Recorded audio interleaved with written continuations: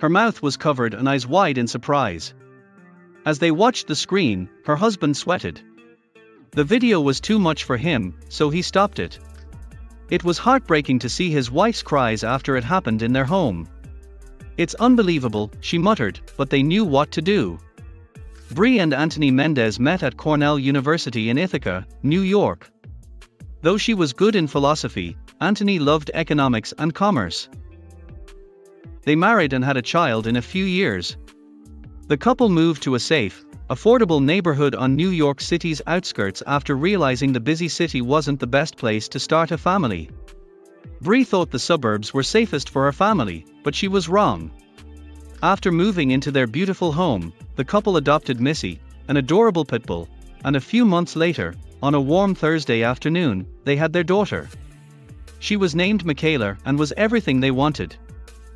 Bree spent her entire 12-week maternity leave with the baby. She saw Missy and Michaela bonding during this time. She had to work soon. She had no idea that in weeks, their new home would be ruined. Bree and Anthony wanted a great nanny for their daughter while they worked. Kelly fit their family perfectly during the interview.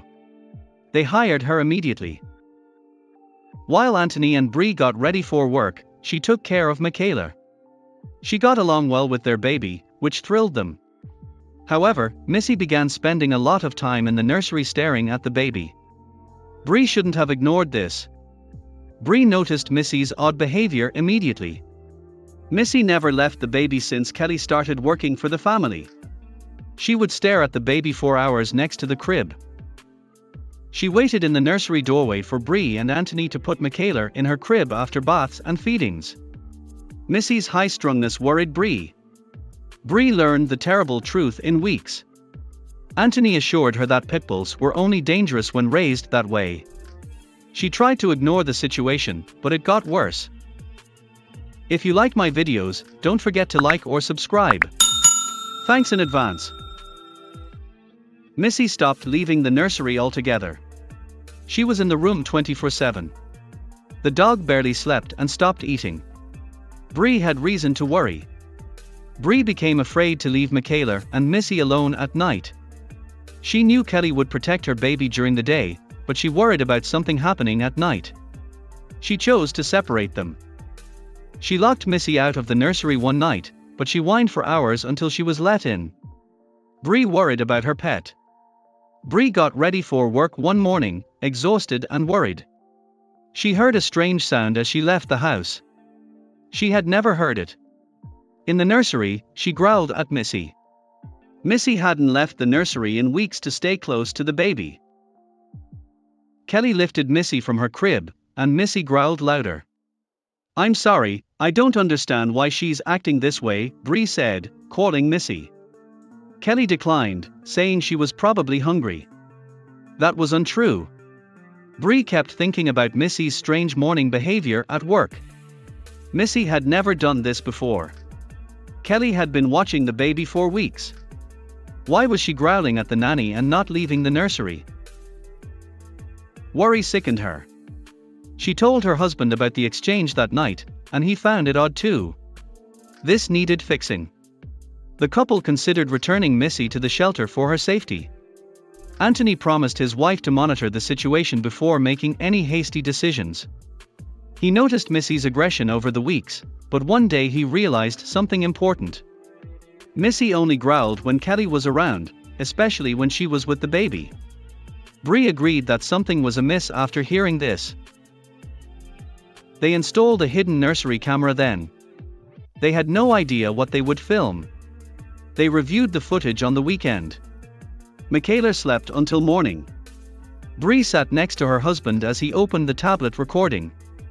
He clicked the video after a deep breath. It started out normal. Kelly fed the baby after leaving the house. She returned Michaela to her crib and sat on the nursery couch a few minutes after they left. She sat down and scrolled on her phone, but what happened next enraged them. Michaela cried. Kelly didn't comfort the crying baby like Bree expected. Kelly yelled for the baby to be quiet as the crying got louder. Bree was shocked. Michaela was yelling now. Kelly left the couch and ran to the crib, yelling at the baby instead of comforting her. As Kelly screamed at the baby, the dog jumped up and barked and growled at her. Anthony and Bree watched in amazement. Watching the footage broke Bree's heart. The nanny screamed and cursed instead of comforting her baby. Anthony paused the video to comfort his crying wife. Missy always protected their baby. Kelly might hurt the baby, so she stayed with her. Two worried parents knew what to do. They couldn't let Kelly off. They had trusted her to watch their baby while they worked. She was untrustworthy. They confronted Kelly Monday morning. Anthony informed her of the recordings and watched her face fade. She was mortified to be caught on camera. They ordered her out. Nobody could mistreat their daughter. Missy was calm and friendly days after Kelly was fired. The couple was in trouble. They were kind and rarely took offense. But this woman went so far that they had to act. They would punish anyone who harmed their child. What happened after the dust settled? After much deliberation, Bree and Anthony did the only thing they could. They charged. They couldn't let her endanger their child. She wanted to stop doing this to others.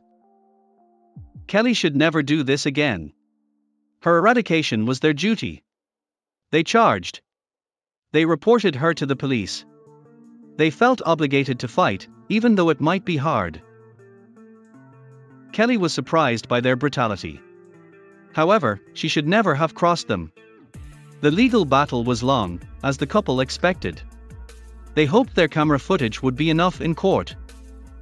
They didn't want to ruin the girl's life, but they wanted her to stop hurting kids. Would they get their way? After 6 months of struggle, they succeeded.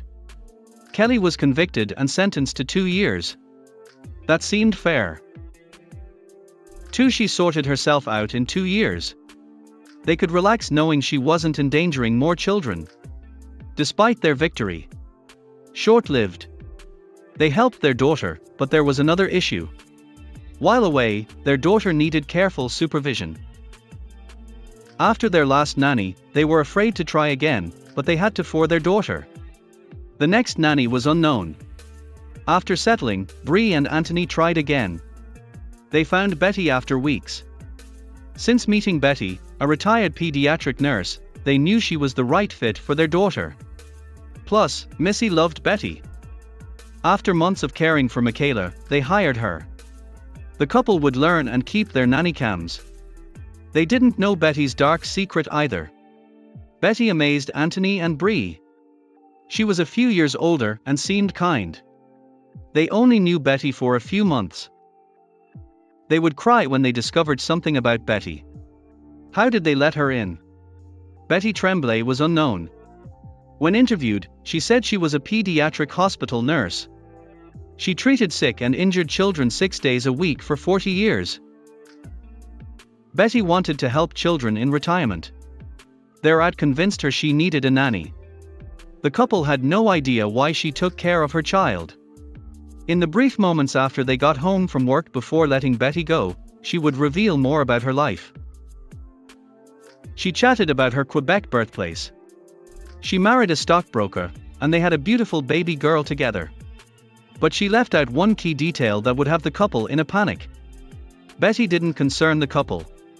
She was ideal. She helped Michaela and cleaned up. She felt like family unexpectedly. Betty was kind for her own reasons. She hoped they would never know. Sadly. Even though the couple wasn't concerned about their daughter, one Sunday night, they decided to watch their nanny cam. Betty was supposed to love their child. Instead, the couple noticed a small mistake that brought Betty's fake down. A game changer. Betty soothed Michaela while talking. Bree and Anthony smiled at their baby. When Betty said something odd, their smiles turned to concern. "Aren't you the cutest baby in the world, Sarah?" They were alarmed. Why call Michaela Sarah? They needed source answers. The couple chose caution. No more Kelly-like incidents. Before anything happened, they had to fix this.